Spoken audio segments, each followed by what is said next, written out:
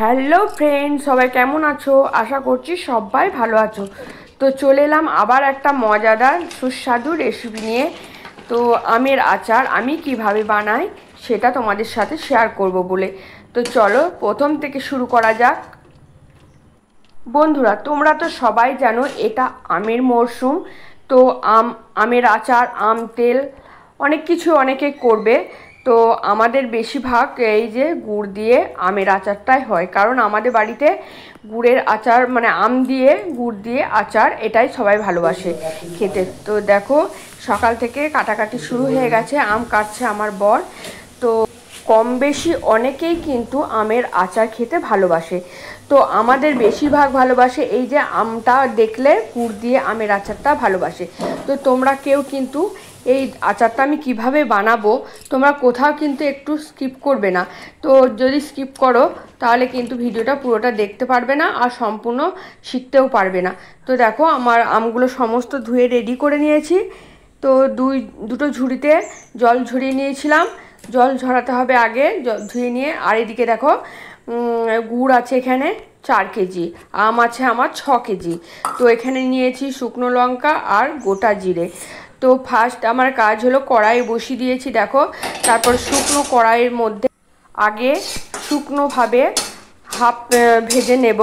লঙ্কাগুলো হালকা ভাজা হবে যেই অমনি দিয়ে দেব গোটা জিরেটা। গোটা জিরেটা হালকা ভাজা হলে এগুলোকে আমি নামিয়ে নেব। তারপর এটা হবে আমার আচারের মশলা, এটা দেব কিন্তু আমি একদম সবার শেষে। এর সেন্টটা কিন্তু আচার যখন আম ফুটবে গুড় আর আমের মধ্যে, তখন কিন্তু এটা দিলে সেন্ট থাকবে না।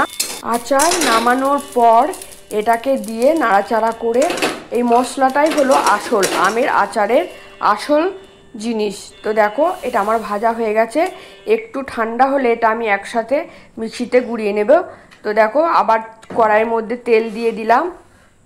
এরপর দেব অনেকে 5 ফোড়ন দেওয়ার পর দেখেছি শুকনো লঙ্কা দেয়, কিন্তু আমি এখানে আর শুকনো লঙ্কা ব্যবহার করলাম না 5 ফোড়নের সাথে।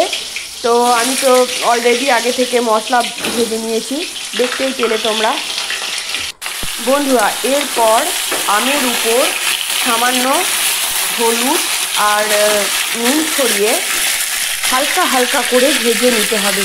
তারপর দেখো, আমি কিন্তু এখনও ভাজা হয়নি, আমি কিন্তু আমগুলোর কড়াইটা একটু ছোটো হয়ে গেছে, তো একটু খুবই আস্তে আস্তে আমাকে নাড়তে হচ্ছে। দেখো, নুন দিয়ে দিলাম। এরপর দেবো নুন দিলাম আমি এখানে 2 চামচ। আমার এখানে কড়াইতে আছে 2 কেজি মতো আম। আর হলুদ দিয়ে দিলাম। এরপর নাড়াচাড়া করে নিচ্ছি। যেই একটু হালকা ভাজা হয়ে আসবে অমনি জল দিয়ে, মানে সামান্য জল, একটা ঢাকা দিয়ে 10 মিনিট মতো সিদ্ধ করতে দিতে হবে। আর এদিকে দেখো, সিদ্ধ হতে হতে আমি সেই ফাঁকে যে মশলাটা, এটা একটু মানে গরম গরম অবস্থায় কিন্তু এটাকে একটু পেস্ট করতে হবে, নাহলে কিন্তু গোড়ানো হবে না। তো দেখো, আমি এটাকে একটু মিক্সির মধ্যে দিয়ে এটা একটু পেস্ট করে নিলাম। দেখো কত সুন্দর হয়েছে, মিহির মতো। তো এটাই হলো আসল জাদু, এটাই হলো আসল আমের আচারের আসল মশলা। তো দেখো বন্ধুরা, আমার আম কিন্তু সিদ্ধ হয়ে গেছে প্রায়। তো আমটা সিদ্ধ না করে কিন্তু গুড় কেউ দেবে না, গুড় দিয়ে দিলে কিন্তু আমার সিদ্ধ হবে না। তো আমি এরপর দিলাম 2 কেজি আমে প্রায় 2 কেজির ওপর একটু বেশি গুড় দিলাম। তো দেখো, এবার হালকা নাড়তে পারছি না, বড় কড়াইটা একটু ছোট হয়ে গেছে, তো তার জন্যে নাড়াটা একটু অসুবিধা হচ্ছে।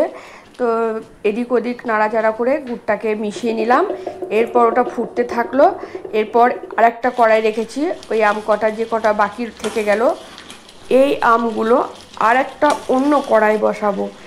বুঝতেই পারছো, এই আচার মানে ঠান্ডা হবে, তারপরে একে ঢালতে হবে, তারপরে কড়াই ধুতে হবে, তারপর আবার আমি চাপাতে পারবো। তার মধ্যে আমার কিন্তু অনেকটাই সময় চলে যাবে। তার জন্য আমি এখানে 2টো কড়াই নিয়ে নিয়েছি। তো দেখো বন্ধুরা, এই আচারটা মোটামুটি আমার প্রায় শেষের দিকে। তো যখন দেখবে একদম টান টান আর খুন্তি ঠেলা যাচ্ছে না, জল শুকিয়ে এসেছে, তখন বুঝবে কিন্তু আচারটা হয়ে গেছে। তো আমি এবার গ্যাসটা অফ করে দিলাম। এরপর দিয়ে দেবো এই যে ভাজা মশলা, এই যে জিরে আর শুকনো লঙ্কা ভাজা মশলা, এটাই হলো আসল। এটা কিন্তু যখন আমের আচার ফুটবে তখন কিন্তু দিলে এটা হবে না, তো এর সেন্টটা যেটা থাকে না সেটা কিন্তু চলে যাবে। তো দেখো আমি পুরো ছড়িয়ে দিলাম। এরপর খুন্তির সাহায্যে সমস্ত মশলা আমের মধ্যে এদিক ওদিক করে আমি কিন্তু এটাকে সব মিশিয়ে নিচ্ছি। এরপর আমি এটাকে এক সাইডে রেখে দেব। তো দেখতেই পাচ্ছ তোমরা, এমনি শুকনো শুকনো করে নামাবে, দেখবে একটি বছর তোমরা খেতে পারবে। দেখো বন্ধুরা, আবার একটা আমি কড়াই বসিয়ে দিয়েছি, আবার দিয়ে দিলাম যে আম কটা বাকি ছিল সে আমগুলো আবার পাঁচফোড়নের সাথে এগুলো ভেজে নেব হালকা করে। তো তোমাদেরকে আরেকটা কথা বলে রাখি, তোমরা কিন্তু যখন আচারটা নামাবে পাতলা পাতলা করে কিন্তু নামাবে না, যতক্ষণ না গুড়ের জল মরছে। দেখতে পাচ্ছ আমার আচার রেডি। তো গুড়ের জল মরছে ততক্ষণ পর্যন্ত কিন্তু নেড়েই যেতে হবে। খুন্তি যতক্ষণ না দেখবে ফেলা যাচ্ছে ততক্ষণ পর্যন্ত নেড়েই যেতে হবে। তো এই জিনিসটা করলে প্রথম দিকে একটু খাটলে তাহলে আমের আচারটা সারা বছর মানে সংরক্ষণ করে তোমরা খেতে পারবে। তো রোদে অনেকে দেখেছি আচার রোদে দেয়, কিন্তু আমি বিশ্বাস করো আমি কোনোদিন আজ পর্যন্ত এতবার আচার করেছি আমি কিন্তু একবারও রোদে দিইনি। তো রোদে দেওয়ার কোনো দরকারই পড়ে না, এত শুকনো করে যদি নামানো হয় না একদম জেলির মতো করে, তো রোদে নামানোর দরকারই পড়ে না। তো তোমরাও ঠিক এইভাবেই করবে, আমি এইভাবেই করেছি। আর তো বন্ধুরা, আমি গতবারে 13 কেজি আমের আচার করেছিলাম। তো আমি সমস্ত আচার কিন্তু প্লাস্টিক কৌটোর মধ্যেই রাখি।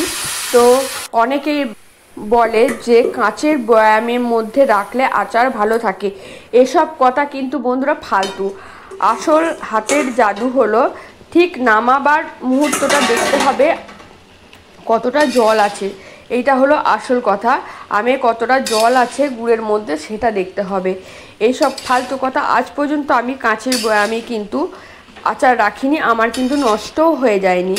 একটি বছর আমরা কিন্তু সংরক্ষণ করে খাই। তো ঠিক এইভাবেই তোমরা এই পদ্ধতিতেই করবে, দেখবে খুব সুন্দর আচার থাকবে, একটি বছর জমিয়ে রেখে খেতে পারবে। তো দেখো আরেকটা কড়াই যেটা চাপিয়েছিলাম এটাও আমার প্রায় সেদ্ধ হয়ে গেছে।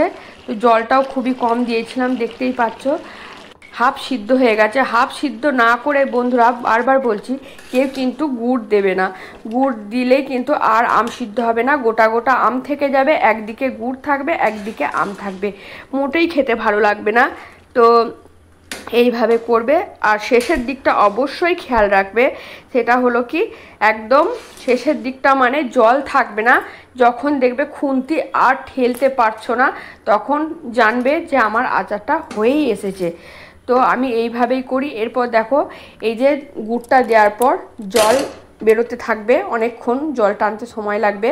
এরপর দেখো এদিকে আমি একটা কড়াই থেকে একটা পাত্রের মধ্যে আগের আচারটা ঢেলে নিয়েছি, কারণ এবার বুঝতেই পারছো আমার কাজ একটু একটু সেরে না রাখলে আমার সকাল, এটা আমি রাত্রেবেলায় কিন্তু আমি আচারটা করছি দিয়ে না যদি আমি সেরে রাখি তাহলে কিন্তু সকালে আমার টিউশন পড়তে আসবে, তখন আমাকে সেই দিকে নজর দিতে হবে। তাই আমি কড়াইগুলো পাত্রের মধ্যে ঢেলে নিলাম, দিয়ে কড়াইগুলো মেজে নেব, তার জন্যেই কড়াইটা ফাঁকা করে দিলাম। তো দেখো আমার 3টে পাত্রের মধ্যে আচার রেডি একদম। তো কেমন লাগলো ভিডিওটা অবশ্যই জানাবে। আবার আসছি নেক্সট ভিডিওতে।